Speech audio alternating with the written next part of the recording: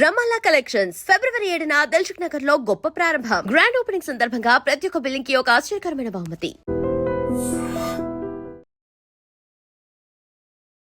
దుండిగల్ ప్రాంతంలో జరిగినటువంటి ఒక హత్య ఇప్పుడు కలకలం అయితే క్రియేట్ చేస్తోంది. ఎందుకంటే నిన్న మధ్యాహ్నం పూట ఒక ఇంట్లో సోఫాలో ఒక పెద్ద మనిషిని పూర్తిగా ఎవరో కొట్టి చంపినట్టుగా ఆనవాళ్లు ఉండడం, ఆ తర్వాత హత్యకు సంబంధించిన ఇన్ఫర్మేషన్ పోలీసులకు చేరడం, దీంతో ఇన్వెస్టిగేషన్ అయితే స్టార్ట్ అయింది.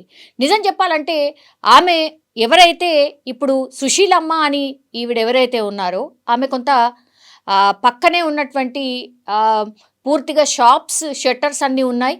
సో ఆ షట్టర్లో ఒక షట్టర్ ఖాళీ ఉంది, ఇంకో షట్టర్లోనేమో సైకిల్కి సంబంధించిన దుకాణం రన్ అవుతోంది.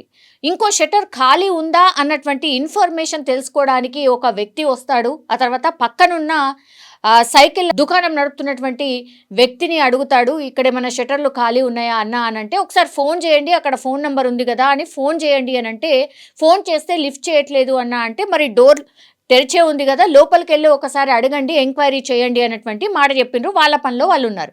దీంతో ఆ వ్యక్తి ఎంతకి పిలుచుకుంటూ లోపలికి వెళ్ళినా కూడా ఎవరు చప్పుడు చేయకపోవడం, దీంతో లోపలికి వెళ్ళి చూసేసరికి సోఫాలో, ఇంట్లో ఉన్న సోఫాలో ఈ సుశీలమ్మని అత్యంత దారుణంగా తలపైన గట్టిగా దేంతో బలంగా కొట్టి చంపినట్టుగా ఆనవాళ్ళు ఉండడం, పూర్తిగా బ్లడ్ ఉండడంతో దీంతో ఆ వ్యక్తి లోపలికి వెళ్ళినటువంటి వ్యక్తి ఎవరైతే ఉన్నారో గట్టిగా అర్చుకుంటూ బయటికి రావడం, దాని తర్వాత సైకిల్ దుకాణం ఎవరైతే నడుపుతున్నారో ఆ వ్యక్తి వెళ్ళి చూసేసరికి పూర్తిగా సుశీలమ్మ అన్కాన్షియస్లో ఉంది. మొత్తం ఇల్లంతా కూడా రక్తపు మడుగులున్నాయి. ఆ ఒక్కావిడే ఉంటుంది. ఇంకొక అంటే ఎవరైతే ఆమెతో పాటు ఉంటారో అతను ఎక్కడికో ఊరికి వెళ్ళాడు అన్నటువంటి ఇన్ఫర్మేషన్ వీళ్ళే పోలీసులకు కూడా ఇవ్వడం.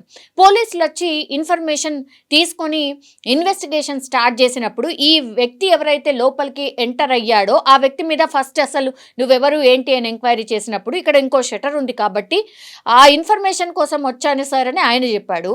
బయట ఏమైనా చప్పుడైందా, నీకేమైనా వినిపించిందా అని అడిగినప్పుడు సైకిల్కి సంబంధించిన దుకాణం నిర్వహిస్తున్న వ్యక్తికి కూడా ఎట్లాంటి క్లూ లేదు. అసలు ఎవరు లోపలికి వచ్చారు, ఏం జరిగింది అనేది కూడా ఎవరికి క్లూ లేకపోవడం. మధ్యాహ్నం జరిగిందా ఈ హత్య, లేకపోతే దానికంటే ముందే జరిగిందా? ఎందుకంటే 4 గంటల ప్రాంతాల్లో ఈ షట్టర్ కోసం ఎంక్వైరీ కోసం ఆ వ్యక్తి వచ్చినప్పటికీ కానీ సుశీలమ్మని ఎవరో అత్యంత దారుణంగా కొట్టి చంపినట్టుగా తెలిసే అవకాశం లేకుండా పోయింది. దీంతో ఈ మధ్యకాలంలో అంటే పొద్దున్నుంచి ఈ 4 గంటల ప్రాంతాల్లో ఎవరు ఆ ఇంటి లోపలికి వెళ్ళారు, అట్లాగే బయట ఎవరైనా అనుమానాస్పదంగా తిరిగారా, ఇది ఎవరి పని అయి ఉంటుంది? ఆమె మెడలో కొంత చైన్ ఉండేది, చెవులకు కమ్మలు ఉండేవి, అట్లాగే చేయిలకి రింగులు కూడా ఉండేవి కాబట్టి అవన్నీ కూడా మిస్సింగ్ అని చెప్తున్నారు.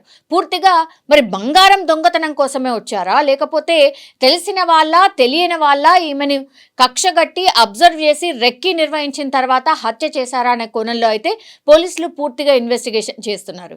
ఇక్కడ కూడా కీలకంగా మారింది ఎవరంటే, ఇంట్లో ఎవరు లేరు, ఒక్క సుశీలమ్మ మాత్రమే ఉంది. బయట షట్టర్లలో ఎవరి పనులు వాళ్ళు చేసుకుంటూ ఉన్నారు.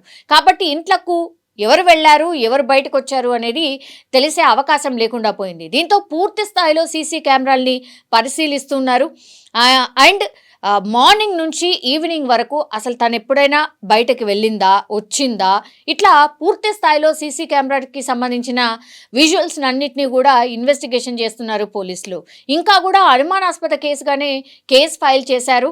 అట్లాగే ఆమె దగ్గర ఉన్నటువంటి సెల్ ఫోన్ని, అట్లాగే వాళ్ళ ఫ్యామిలీ మెంబర్స్ అందరికీ కూడా ఇన్ఫర్మేషన్ పాస్ చేశారు కాబట్టి వాళ్ళ దగ్గర నుంచి కూడా ఏమైనా క్లూ దొరుకుతుందేమో అనే కోణంలో పోలీసులు అయితే విచారణ చేస్తున్నారు. ఒక్కసారిగా నిన్న మధ్యాహ్నం దుండిగల్ ప్రాంతంలో సుశీలమ్మని హత్య చేయడం, తర్వాత ఇంకా కూడా ఇన్వెస్టిగేషన్ చేస్తున్న సిచ్యువేషన్, అండ్ దాని తర్వాత సీసీ కెమెరాలే ఇప్పుడు పూర్తి స్థాయిలో ఎవిడెన్స్గా మారిపోయిన పరిస్థితి అయితే కనిపిస్తోంది.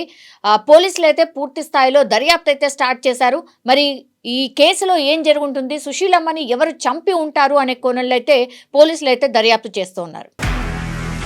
నిజంగా ప్రస్తుతం ఉన్నటువంటి సమాజం దేనికి ప్రయారిటీ ఇస్తుంది?